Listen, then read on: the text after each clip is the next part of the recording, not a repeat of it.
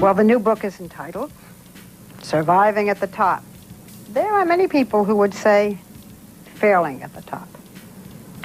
Well, I think what the press has done is taken a situation where they see something and blown it to kingdom come. I've never seen anything like it.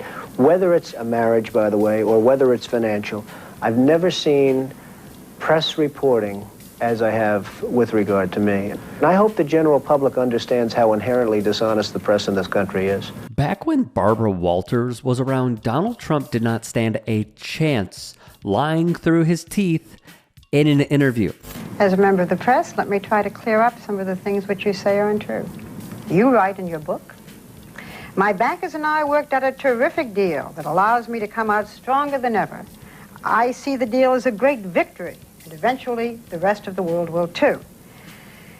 Being on the verge of bankruptcy, being bailed out by the banks, Well, you don't have to say on the skating verge of on thin ice and almost drowning, that's a businessman to be admired? You say on the verge of bankruptcy, Barbara, and you talk on the verge, and you listen to what people are saying. I talk to your bankers. Well, that's fine. And what do they say? I mean, you know, depending on which banker you're talking to, what do they say? This is where Trump would pivot to blaming other factors and gloat of his great deal and great deal making. Sound familiar? Well, let's try to be accurate. Go ahead. Some of your friends have told us that you deliberately missed a payment on the Trump Castle debt so that you could negotiate this deal with the bank. Is that true? Did I deliberately miss it? In other words, did I just say I'm not paying it? Yeah, for because a then I specific can deal reason? with my banks and I can get short-term, agreements over the long term. Well, I don't want to comment as to whether or not I deliberately missed Why the not? payment. That's I think that the deal that's been worked out is a fair deal. The castle is doing very well. It's starting to do really well. Atlantic City is in the midst of a recessionary area. People are not going down like they used to because they don't have the money. And the Taj Mahal, which was going to save everything, is just about breaking even, and your other two casinos are down 20% from last year. You have debts to pay back. Right. You have huge loans to pay back. You say the country is in a depression. What makes you think that you can pay back those loans? And further, what your bankers have told us is that the only way you even have a chance is by selling that property out there totally, the plaza. Well, I don't know what the bankers have said. The plaza is a very valuable property. Everybody told me, oh, you paid too much, you paid too much. Now they're all saying what a great deal he made on the plaza. Not. It is these small interjections on behalf of Walters that really make the difference here. She has the knowledge. She knows the truth. And in turn, with her journalistic integrity, she is comfortable firing back because the facts are not on Donald Trump's side. After this interview would air on ABC News, Trump would be fuming at how poorly he allowed himself to be painted and the reaction.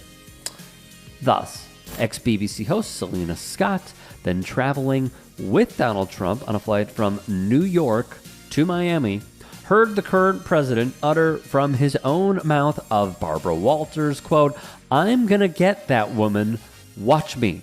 Scott would type in print in her piece, Walters, much admired by the American public, a friend of presidents, was, of course, untouchable, even though he tried to denigrate her professionally and personally.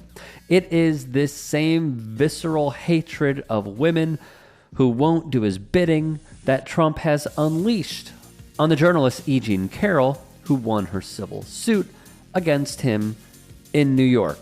When it comes to the media, though, it is wise to remember this. At one point, he started to attack the press, and it's just me and my boss and him. He has a huge office, and he's attacking the press. And there were no cameras, there was nothing going on. And I said, that is getting tired. Why are you doing this? You're doing it over and over, and it's boring, and it's time to end that. You've won the nomination. And why do you keep hammering at this? And he said, you know why I do it? I do it to discredit you all and demean you all, so when you write negative stories about me, no one will believe you. That came from Lesley Stahl, who many in this day and age will know from her time at 60 Minutes, but she has done so much in her journalism career and yet it still rings true today. What exactly do I mean? Look no further than just a day or two ago when Donald Trump took what I am saying, and this is purely opinion-based, a bribe from the Qatari government, where he accepted a $400 million jet. And when you start to peel back the curtain, you then learn that Pam Bondi was a lobbyist on the part of the Qatari government. So we already have two really important variables in this entire equation. Okay?